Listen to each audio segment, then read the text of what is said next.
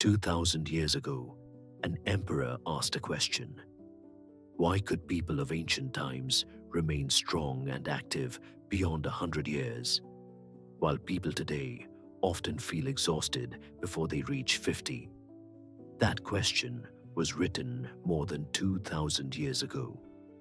And strangely, it may be more relevant today than ever before. Because despite modern medicine, advanced technology, and unlimited health information, millions of people still struggle with fatigue, poor sleep, stress, and low energy. When I first came across that question, I couldn't stop thinking about it. And eventually, it changed the way I think about health forever. A few years ago, I weighed around 82 kilograms. Like many people, I believed health was simple. Eat less, exercise more, stay disciplined. Everything would work itself out. So I joined a gym. It didn't last. Then I started running. After 2 weeks of effort, I lost about half a kilogram. One weekend buffet later, I gained it all back. Honestly, that was frustrating. At the time, I thought the problem was motivation. Maybe I wasn't disciplined enough. Maybe I wasn't trying hard enough. But eventually, another question appeared. What if the human body isn't just a machine? What if health is about more than calories, exercise routines, and numbers on a scale? What if something important is missing from the way we understand ourselves? In 2024, I started practicing gentle Qigong exercises. I wasn't expecting much. I thought maybe it would help me lose weight. But something unexpected happened. The first thing that changed wasn't my weight. It was my sleep. I slept more deeply. I woke up feeling refreshed. My energy improved. My mind felt clearer. My body felt lighter. And for the first time, I became curious about a concept I had heard many times before. Qi. What exactly is it? Is it simply an ancient belief? A metaphor? Or does it point towards something we've forgotten in modern life? At the end of 2025, I lost my job. It was a difficult period, but it also gave me something I hadn't had in a very long time. Time. Time to slow down. Time to think. Time to reflect. Time to read. And during that period, I discovered an ancient classic called the Huangdi Neijing, the Yellow Emperor's inner canon, one of the foundational texts of Eastern medicine and Eastern philosophy.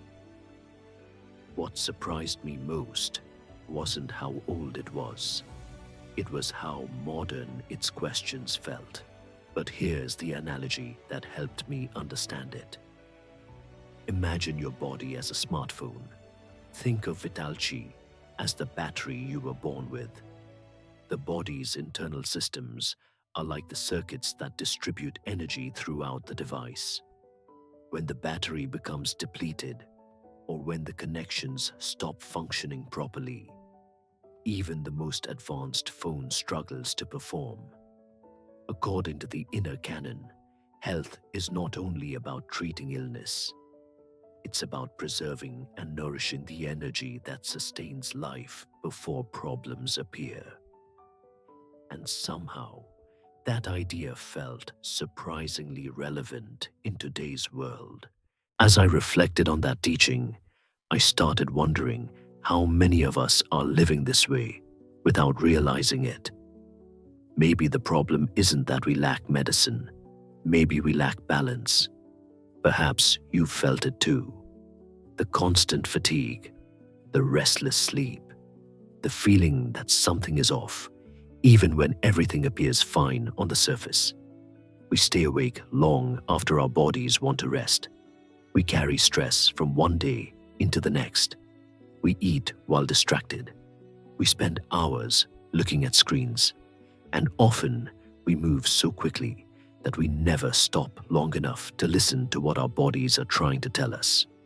Perhaps exhaustion isn't always a sign that something is wrong with us. Sometimes it may be a sign that we've drifted too far from the rhythms that support life itself. I'm not a doctor, and I'm not here to tell anyone how they should live. I'm simply a curious traveler, exploring ancient books and asking how their wisdom might still apply to modern life.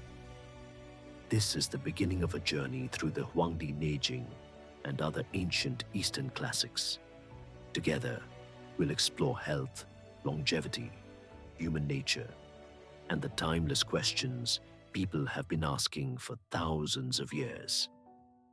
If you have ever wondered why modern life can leave us feeling disconnected, or why ancient ideas still seem to speak to something deep within us, then this journey might be for you, because every classic is a teacher, and every question is a doorway. So, let's keep exploring, one question at a time. I'll see you in the next journey.